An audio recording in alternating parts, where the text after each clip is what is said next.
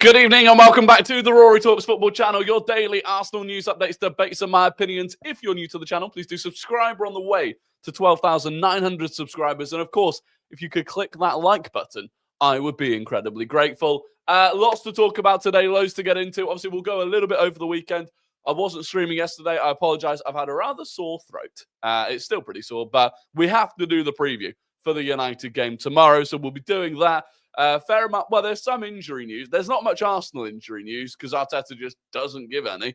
But we'll talk about that. A breaking piece of Manchester United injury news, which we will talk about, and obviously we'll go through predictions and all the rest of it as well. But it is lovely to see so many of you here. Hyper, Ethan, Layla, GGF, Saka the Go, Icarus, Sam Kenny, Saliba, Pekka, Tentego, Ross Lawman, Ryan Henderson, Emil, Hyper, Carter, Hannah, Magnus, Anu Brata, Jack Sachs, Nid, Devin, and many, many more. It is good to see you all. You absolutely love to see it. But yeah, look, we'll start off. I'm not even going to bother bringing it up on screen because there's so little from Mikel Arteta's press conference that I actually want to talk about.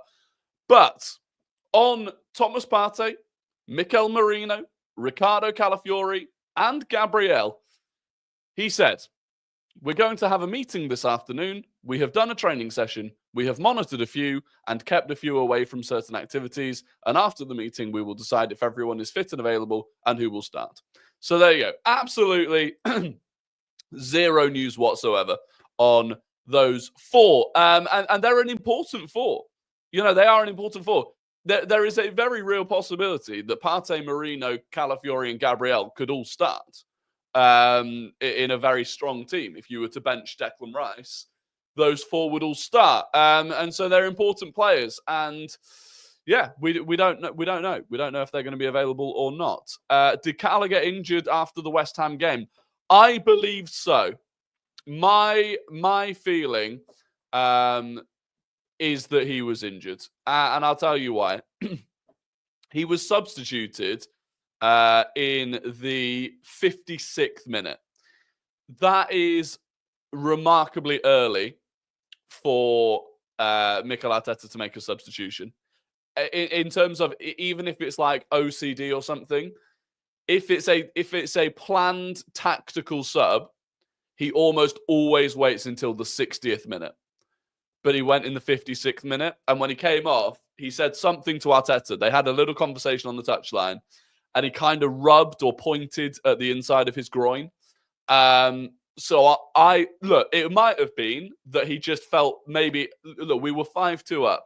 It might have been that he felt the tiniest little twinge, a bit of stiffness maybe, and was like, no point risking it. Because Calafiori, because of the big injury that Calafiori had, he is very switched on about his body and his own injuries. But yeah, I I think there was something, and it wouldn't surprise me if he was missing the game. The same with Gabriel.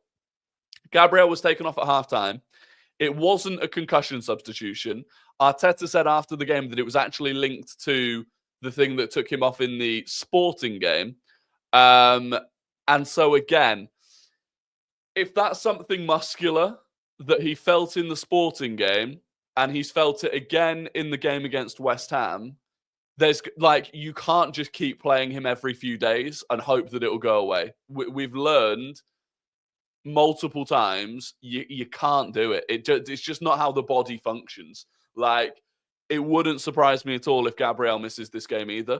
With Partey and Merino, who knows? Because they were both relatively unexpected absentees in the game against West Ham.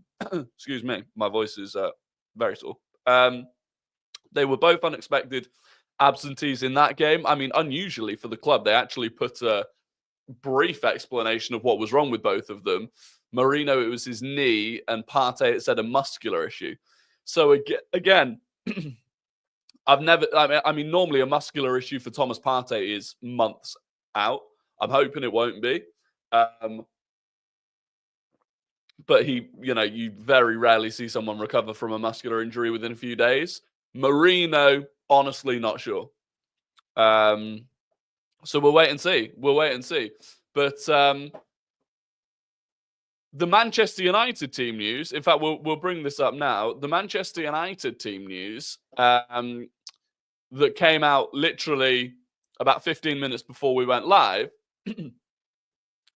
was that Luke Shaw is injured again.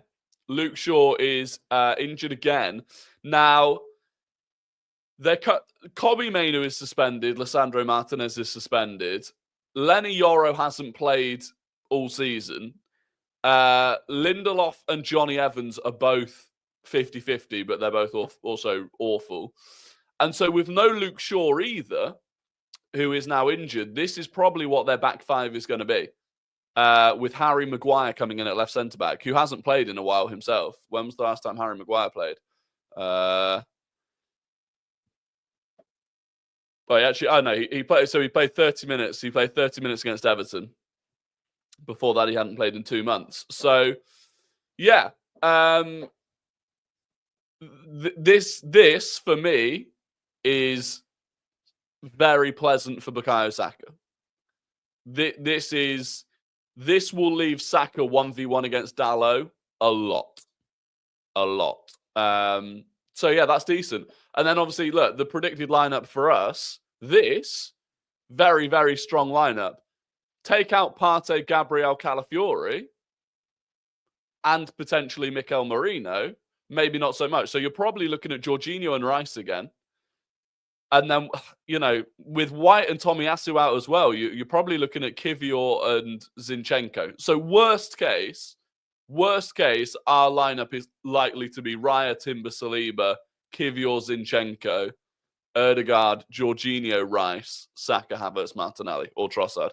Obviously, Martinelli didn't play a single minute against West Ham, so that was interesting. But the worry for me would be Rashford and Ahmad against Zinchenko and Kivior. That would actually be like a genuine concern for me. Especially because Rashford just has a habit of scoring goals against us all the time. Tomorrow, the atmosphere must be insane. I hope so. Any updates on Miles Lewis-Skelly? He's been missing from the last 2 Prem squads. Well, he had a knock, supposedly, which was why he missed the Forest game. But I was thinking about this. You look at the lineup against West Ham, and who was on the bench. Realistically, we brought in Josh Nichols because he's the only right back cover that we've got. But when you've got Tierney, you've got Zinchenko, you've got Kivior, like, it's a tricky one. I guess it comes down to like seniority. It could be that Miles Lewis-Skelly genuinely is carrying something. But it could also be that it's the senior squad members being put on the bench. Way, I've literally only just noticed, looks different when you put a chat up on screen. Does it? Does it look different? What did it used to look like? I don't know. I haven't changed anything. So why aren't people liking the stream? It's bloody Christmas time. There's 120 of you in here, and it's bloody Christmas time. Where is the festive spirit? Where's the festive spirit amongst you all? Come on. We get Tierney left back. God knows, maybe. It's square now. Have I changed that by accident? Wait, what about... Oh, there you go, look. Oh, I can change it. Yeah, there you go. Is that better? Do you prefer that? What colour did we used to have it? White? No, that's awful. That's horrible. Red? Did it used to be red? Yeah, it used to be red, right? What about this? What about that? I like that. We're going for that. There you go. Gyökeres to United news. It might happen in the summer. Who knows? Did you see what Foden posted on his Instagram story? Fragile. That is a fragile ego. Phil Foden, if you didn't see it, posted pictures on Instagram. One of him holding the PFA Player of the Year, and one that was like a graphic of him stood in front of all of the trophies that he's won at City. Silence people on the pitch, buddy. Silence people with your performances. No one gives a shit what you did last year. No one gives a shit what team trophies you've won at Man City. Calvin Phillips has got half of those. Silence people on the pitch. Simple. Ross Lawman says, did you see the Steve Round interview saying that it was planned for him to leave and had nothing to do with Raya being signed and Rambo being replaced? I didn't see that interview, but that's good news. That's good to hear, actually. No, I didn't see that. Where was that interview? Who did he do it with? Rory, you've made me nervous for a game against United. Cheers.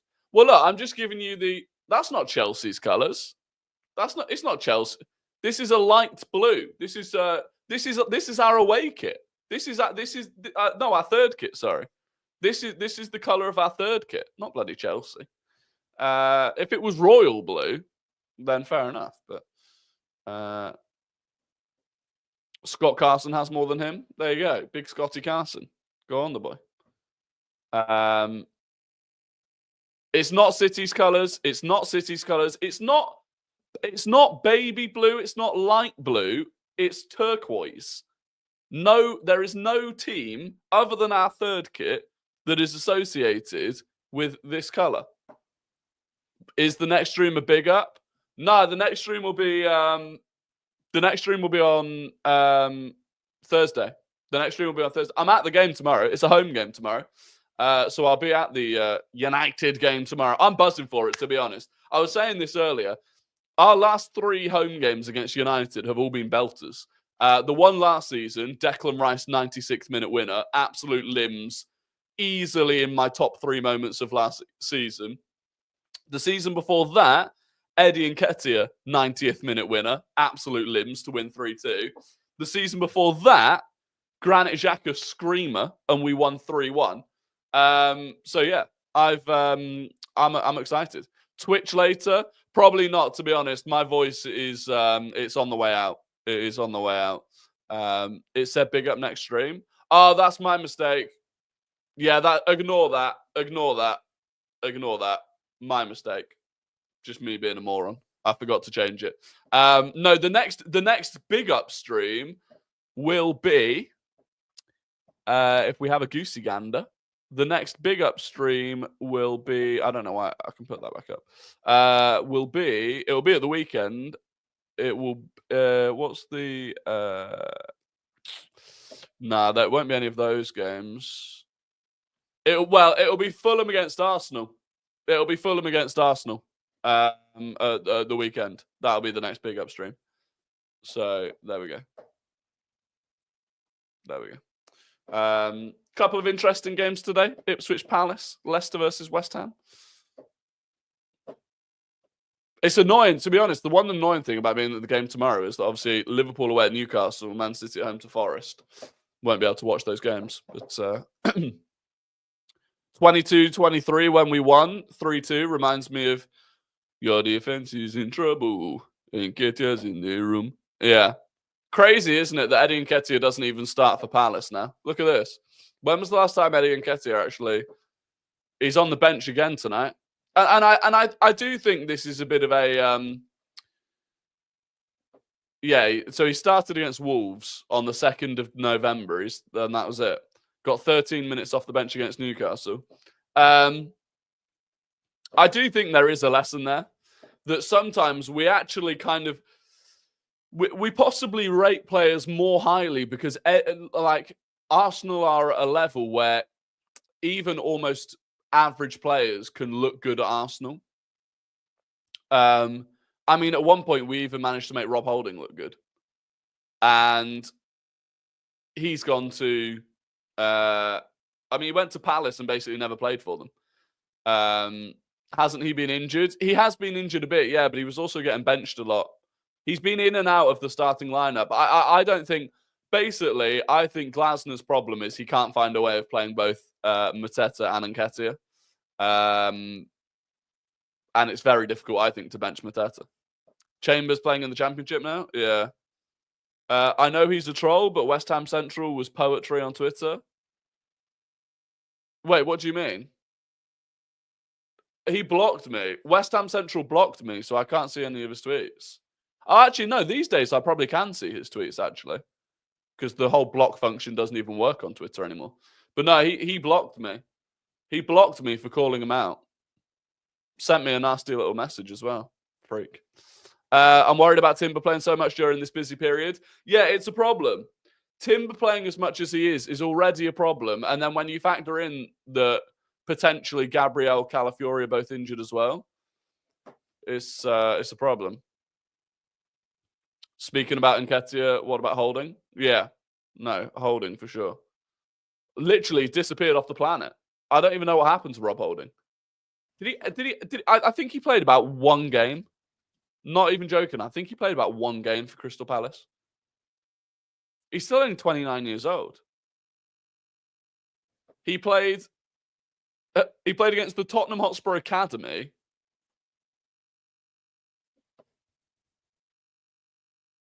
Yeah, he played against the Tottenham Hotspur Academy on the 1st of November. Crazy. Crazy.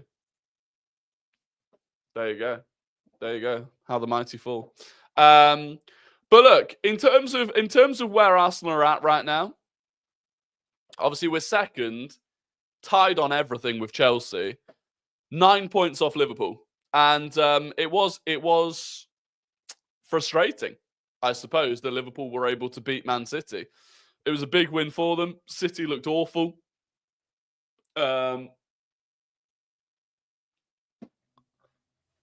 West Ham Central got his account deactivated and then got it back and started throwing shit at Saka this past weekend and got reported again.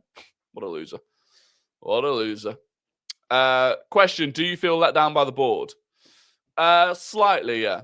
Slightly. I do think we could have done more in the summer just gone. I do. Seeing MCFC lads annoyed is so satisfying. Just seeing City fans in general upset is fun. But we got to focus on ourselves. I'm almost at the point of not even focusing on Man City. I know they're still only 2 points behind us. But really, I'm just looking forward. And look, Liverpool have, in fairness to them, right, we all sat there and we looked at this run of fixtures that Liverpool, after the Palace game here, I remember we all sat and we looked ahead to the games that Liverpool had, and it was Chelsea, and then away at Leipzig, and then Arsenal, and then away at Brighton, and then home to Brighton, and then Leverkusen, and then Villa, and then away at Southampton. Okay, that was the easy one. And then Madrid, and then City. And in fairness to them, like, they've won all of them apart from the draw against Arsenal. You can still look at it and say, well, they're not out of the woods yet. Away at Newcastle have this weird habit this season of playing well against the big teams. Away at Everton, I'm actually not expecting anything. Everton are awful, absolutely awful. And then away to Girona, and then at home against Fulham. Again, home against Fulham in a 3 o'clock. Can you get up for that? And then away against Spurs on the 22nd of December. So, yeah, it's there are still tough games. There's still 25 games left this season. You know, seeing some Arsenal fans throwing in the towel after Liverpool beat Man City. Oh, we're never going to come back from 9 points and blah blah blah blah blah. And it's just like, well, not if the players had your mentality, yeah, we'd be screwed. If the players threw in the towel like you are, we'd be screwed. But fortunately, the players have a better mentality than that. And then for us, obviously, you've got United, Fulham away. The good thing about Fulham away, not the good thing, I suppose, but the Fulham away on paper at points this season, I thought didn't look nice. But I would say Fulham's form isn't brilliant. They got smoked by Wolves at home. They then drew to Spurs. Probably should have won, to be honest, but drew to Spurs. Tom Kearney is suspended for that game. Calvin Bassey will be suspended if he gets booked in their game on Thursday. But that's the other thing. Fulham are playing on Thursday night, so they play a day after us. They have a day less recovery. But also, you know, a lot of these teams aren't actually used to playing twice a week. It's a much... For us, playing twice a week is normal. For the players, playing twice a week is normal.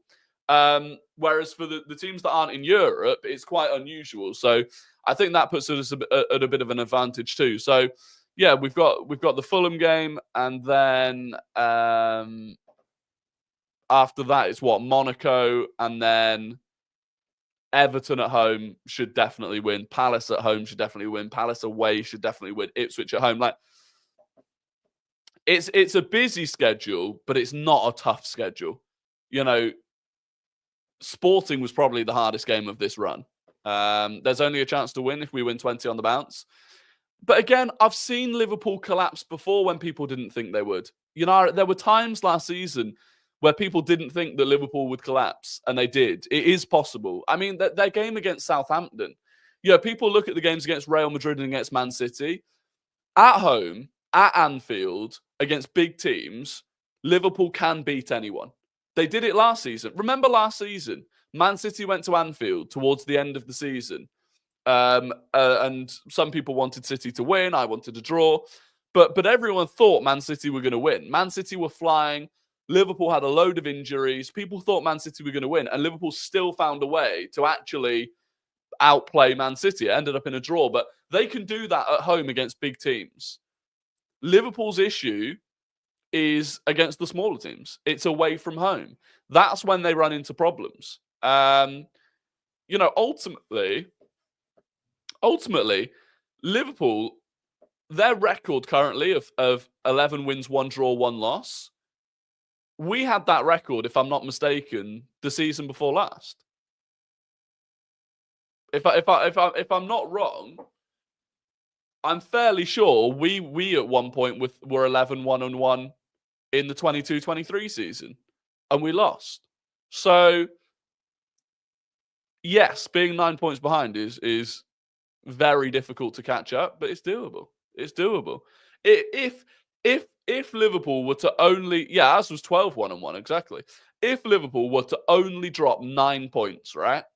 So if Liverpool were to make it impossible to catch them and only drop 9 points, well, then they'd be Centurions. If Liverpool only drop 9 more points between now and the end of the season, they'll be Centurions. If we lose to Centurions, you know, you almost can't complain about that. We still haven't seen how Slot and Liverpool react to losses until now this season. They've had the same momentum. Yeah, other than the Nottingham Forest loss, yeah.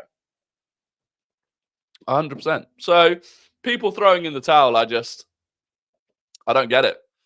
I don't get it, really. Liverpool didn't add enough squad depth in the summer. They will burn out like last season. Possibly. Look, I do think Liverpool are more sustainable this season. I do think the way that they play is less likely to burn them out. But again, you know, Trent Alexander-Arnold is going to have to play an awful lot of minutes this month because Conor Bradley's out. Joe Gomez is going to have to step up and play an awful lot of minutes this month because Konate's out. Virgil van Dijk is going to have to play every minute of every game pretty much, which is what he's been doing all season. You know, it's a couple of injuries in midfield, you know, a Gravenberch injury. And this is the thing. This is where it's very difficult because you can't assume injuries, but you can predict them. It's likely that a lot of players will get injured across every team this season just because of how busy the schedule is. So there you go. We need to be near perfect to catch them.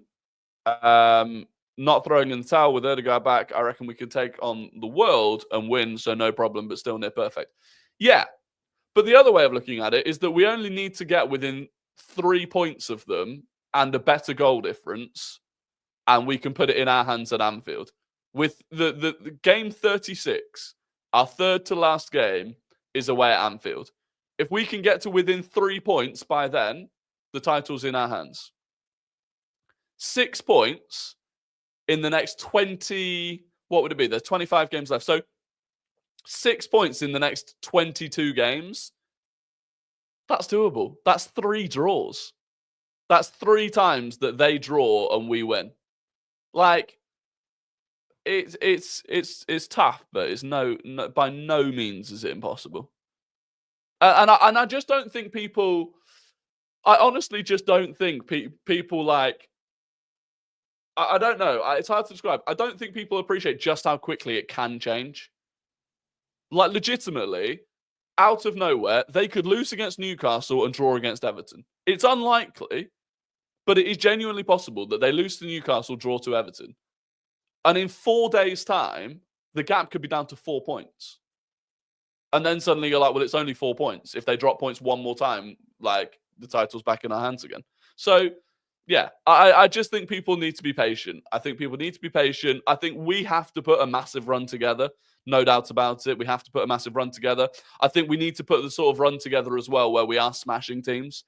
I think the West Ham result, the Forest result, if we can back that up by smashing United, smashing Fulham, suddenly then for Liverpool, it doesn't just feel like you've got, your 9 points clear, but it feels like there's a force that's trying to catch up with you. Let's repeat 89. Yeah, exactly. Why not?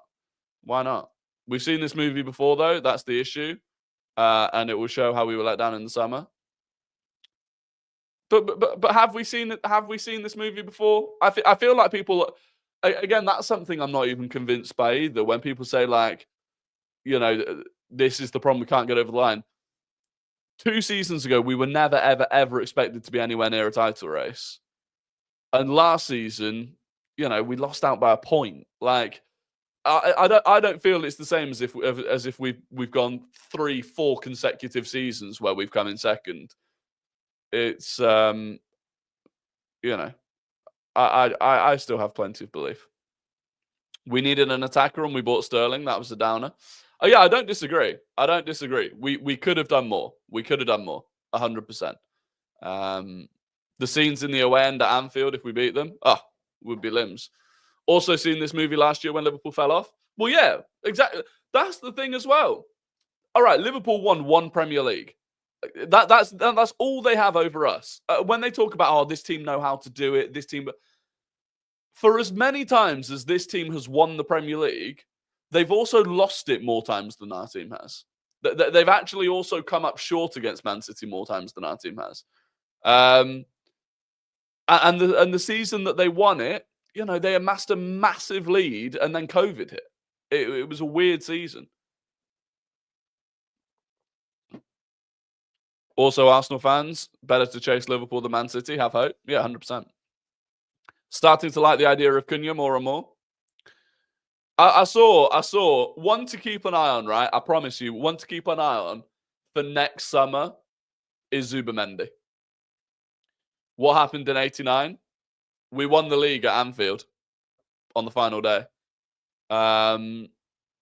Zubimendi next summer, if we end up taking Alabe, Real Sociedad sporting director, and we know that we were in for him previously, I could see Zubimendi ending up at Arsenal next summer. Nid, you should go and watch. Nid, go and watch the highlights of that game on YouTube. Search Liverpool versus Arsenal, 1989. That is part of Arsenal history and heritage. That was prime Liverpool in 89. Almost a miracle. One of Arsenal's greatest days ever. Exactly. And we can do it again. That's the thing. By the way, there's 230 odd of you in here. If you could click the like button. And subscribe if you're not already. But I would be very grateful. Do questions need to be asked of Arteta if Liverpool do win this season? Feel his pragmatism with squad balance hasn't helped the team overall. It's an interesting one because I see people are like, well, if Liverpool win the league, then Arteta should be sacked. For me, that doesn't make a lot of sense. What Liverpool are doing shouldn't really have an impact on what it is that Arsenal do. I honestly I boil so much of this season down to things that Arteta just couldn't control. 3 red cards that he couldn't control, 2 of which, the second yellows for kicking the ball away. We are constantly now seeing players kick the ball away and not get booked for it. Those 2 red cards, people can call it an excuse or whatever. I fundamentally believe those red cards were not fair red cards, that we were refereed differently, and that cost us 4 points at a minimum. The Saliba one, fine, 50-50, whatever. I still don't think VAR should intervene, but whatever. So that's 4 of those points. And then the injuries that we've had. Again, I'm not sure what much more... I'm not sure there was much more Arteta could have done to prepare the squad for this season and then deal with what we did. The disappointing one for me is the Newcastle one. That's the only one where I really felt like the team selection was probably wrong for Arteta and the squad just weren't up for it. Yeah, exactly. We deserve to be behind Liverpool, but really, I think a fair representation of the league, we would be 4 or 5 points behind. And if we were 4 or 5 points behind, I'd be okay with that. So, yeah. I'm late. Any news before the United game? For Arsenal, we're waiting on Partey, Merino, Gabriel, and Calafiori. We don't know about any of their injuries. For Man United, obviously, Merino and Martinez are both suspended, and Luke Shaw today didn't travel with the squad because he is now injured again. So they've got issues at kind of left centre back, left back area. Not sure we were up for Bournemouth in any case either. I agree with that. The difference for me with the Bournemouth game is that's still the sort of game where even when we weren't up for it, we could easily have come away with a win anyway. We had Partey, White, Kivior, and Miles Lewis-Skelly as a back four for a significant time against Liverpool, and we still got a point. Yeah. And look, I'll be honest, right? And again, like some of this comes across as coping or whatever. There's a lot of data that shows that we're not, like, being 9 points behind is where we are, but it's not an accurate representation of how we've played and how Liverpool have played. So Liverpool are actually only 2 points better off than they were last season in the same corresponding fixtures. And we're only 4 points worse off than we were for the corresponding fixtures. So we're actually, even there's only actually been a 6 point swing, not a 9 point swing. And a lot of just the general sort of variable things are going in Liverpool's favour at the moment. And look, you've got to ride that luck. You've got to capitalise on that luck. And that's what they've done so far. But it can't last forever. It can't last forever. Luke Shaw saw he was playing against Saka and dipped. Yeah, possibly. Very possibly. Let's also remember that Van Dijk and Salah and Trent and Robertson are all leaving potentially next summer. The pressure will mount on that team. Yeah, it will. It will. It'll be interesting to see. Come January time, it'll start getting very interesting if none of them have signed new contracts. Because in January, from the 1st of January, Salah, Van Dijk and Trent Alexander-Arnold, if they've not extended their current contracts and they've only got 6 months left on their contracts, those three players at that point are allowed to talk to other clubs. And once you start talking to other clubs and it starts getting into your mind that you're going to leave Liverpool and you start thinking about what the future holds, especially if you're a Trent going to Real Madrid, the issue you have at that point if you're Liverpool is that those players suddenly are thinking about protecting their future.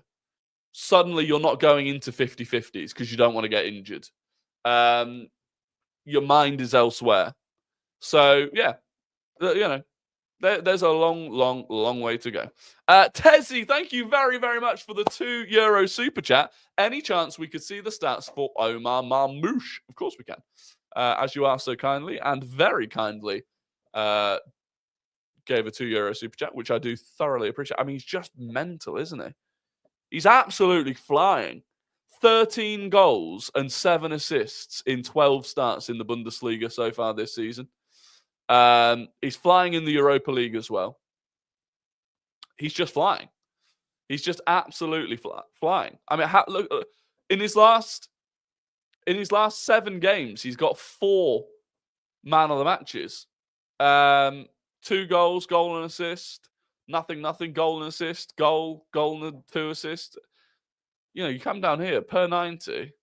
That is some greenery. That is some greenery. Apparently, Liverpool want Marmoush. Yeah, they'll probably get him if they want him. To be completely blunt, if they want him, they'll probably get him, especially because of the Egyptian connection to Mohamed Salah. But no, he's absolutely flying. He is absolutely flying. Tezzy again. Thank you very, very much for the super chat. Marmoush on the left would be legit. Yeah. I'll be honest, I've barely seen any of him play. He's come out of nowhere, and I've barely seen any of him play before that. Carl, thank you very, very much for the 20 DKK. What's that? What's DKK again? Donkey Kong Kingdom. Donkey Kong Kingdom, I think, isn't it? 20 of those. Thank you very much. Delap. Oh wait, let me bring Liam Delap, I assume, not Rory Delap. Let me bring this back up. Liam Delap. What's his greenery saying? It's not great. I mean, it's difficult. For a player like this, it's always very difficult because he's playing for Ipswich, which does make it very difficult. To be honest, for me, Delap is an eye test kind of guy.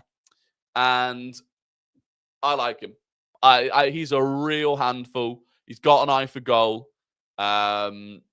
He's got that dog in him as well. I like him. I do like him. Interesting. I don't know. 21 years old. Yeah, possibly. I don't think we'll go. I think we end up with Sesko. For some reason, I just cannot get it out of my head that we end up with Sesko next summer. Danish kroner, not Donkey Kong Kingdom. There we go. There we go. I'd take Delap over Gyökeres. No, thank you. No, thank you. Stupid question, but why aren't we in for Salah? Salary notwithstanding, he'd be an asset to the team. Salary withstanding. Like, the same reason that Liverpool are struggling to negotiate a new deal with him. It is statistically, you've got to understand, right? All of these clubs completely run on data. They have a huge recruitment team, and a massive element of that recruitment team is data analysts. Data. That's all they care about. The data would tell you that putting a 33-year-old on, he's probably asking Liverpool for 400 grand a week. The data would tell you that putting a 33-year-old on 400 grand a week, the risk reward for that deal is bad. You'd plug all of the numbers in, you'd plug all the 33-year-olds in, the numbers are bad. And that's why he's struggling. And Liverpool are potentially looking at only giving him a 1-year deal to try and come to some sort of, it's tough. He wants 500k, even crazier. And look, he's earned it. The guy has earned it. Mohamed Salah has been, the best player in the Premier League for years at this point. He's earned that mega deal. But I think he probably only gets it from Saudi Arabia. And the difference is, in Saudi Arabia, he generates a huge, huge amount of money for them. That's the difference. He's tempted by Saudi? Yeah, he will be. He will be. I don't think Sesko's been this good this season. No, nor do I. I don't think Sesko's been that good this season. I don't think we're going to end up with Sesko because he's been great. That's the more worrying thing about it. Honestly. How did they let 3 starters get to the final year? Poor planning. Yeah, I agree. Literally poor planning. To end up in that situation with those 3 players, it is poor. No other word for it, really. Fans putting pressure on FSG. Think they do it. Honestly, I'd quite like them to do it. I would quite like them to give Salah 500 grand a week for a couple of years because it ties them. It genuinely massively hampers them in the transfer market. And at some point, look, he looks in incredible condition, to be fair to him. But at some point, players get to... Gundogan. Gundogan is a prime example. Looked just as good as ever for Barcelona last season. This season looks a shadow of himself. And I know without Rodri, it's, he's having to do more work in that midfield. But he's 100% dropped off big time as well. We saw it with Casemiro. Players reach an age. I mean, I can't remember at the end of Van Persie's career, the speed at which he fell off was insane. And I'm not saying that's going to happen to Mohamed Salah necessarily, but it can. And that's the sort of data that these recruitment teams will be looking at. Why can't the Cronkies just flex their muscles in the January window? I wish they can. I wish they could as well. But they don't. Or they don't seem to want to. Anyway. Especially Trent. He's only 26. Losing him for nothing is horrible planning. It is, yeah. It screams Alba after he signed the thing. Could be. Georgie another year? Possibly. It depends what midfielders we go for in the market, to be honest. Depends what midfielders we go for. What advent calendar you have? Kinder Bueno. So I think it's got normal Kinder Buenos, white Kinder Buenos, and dark Kinder Buenos. So I haven't had mine yet today, actually. So day 1 was normal. Day 2 was white. Odds would suggest today is going to be dark. We'll have to wait and see. Salah relies a lot on pace, even though his footballing IQ is very high. Yeah, he does. He does. Max Dowman, have you watched him play, or is it just a hype? Max Dowman, I've seen a fair bit of. It's a combination. So Max Dowman is physically way ahead of his age peers, right? Like, if you watch him, if he's been in first team training, and he is physically like the same as any of the other players in first team training, right? As a 14-year-old. So he's built like a fully grown man. That at youth level gives you a ridiculous advantage. It's one of the reasons that Chido Obi Martin was so good, was that he was like, he was over 6 foot playing against centre backs and defenders that were like 5'6", 5'7". So that's one advantage that Max Dowman has. But he's very, very talented as well. He is very, very talented. So yeah, look, he's got plenty of time to improve as well, which is the crazy thing, because he's only 14 years old. He's got 4 years of developing with Arsenal's first team before he's even 18, which is nuts. Has Chido signed for United yet? Yes. Yeah, Chido's this, but this is the thing. Chido went to Man United for the pathway. Oh, the United pathway. Look at how many of our academy graduates we play and get on the bench because of our pathway. So he went there because Arsenal's plan was to have him primarily playing for the under-18s this season, playing for the under-21s where possible, and much like Max Dowman, training with the first team on occasions to get to give him a chance to train with them. That was our plan for him. No, wanted to go to United.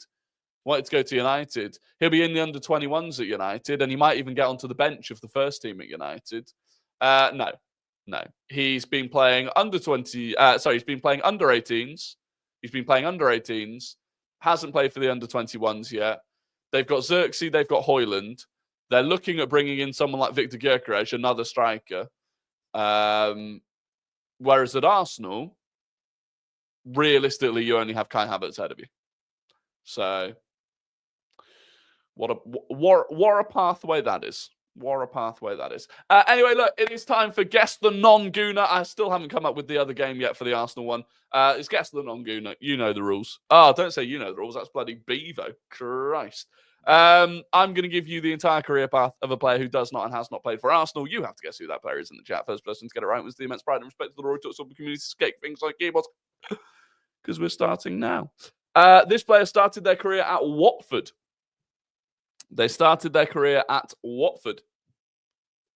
They moved permanently to Aston Villa. They moved permanently to Manchester United. Watford, Villa, Manchester United. They then moved permanently to Inter Milan. They then moved permanently back to Aston Villa. And then they moved permanently to Everton. So Watford, Villa, Man United, Inter Milan, Villa, Everton. And the correct answer, and the first person to get it correct, was Ethan Udall. It was indeed Ashley Young. And Ethan Udall got it first. Ross Lawman was second. Carter was third. Theo was fourth. And Pekka was fifth. So there we go. Ashley Young. Congratulations. We have had the VAR check, and that is complete. That's poor. He's been all over socials. I know. That's why he was in my little skull. That's why. Because, and if you somehow haven't seen this little fun fact, Ashley Young could play against his own son in the third round of the FA Cup, which would be pretty impressive. He could play against his own son. So there you go. Also, we've definitely had him before.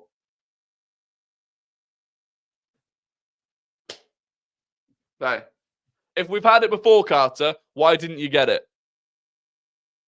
There. Yeah. Now what? If we've had it before, need a new game? Yeah, probably. Anyway, look, that is going to be the end of the stream. I appreciate you all for joining, as always. If you've not already liked and subscribed, please do so. I'm not going to be live on Twitch tonight. Honestly, my throat is killing me. I'll be at the Arsenal game tomorrow. We'll be live on Thursday. Hope you all have a good one. And I will catch you all on Thursday. Goodbye.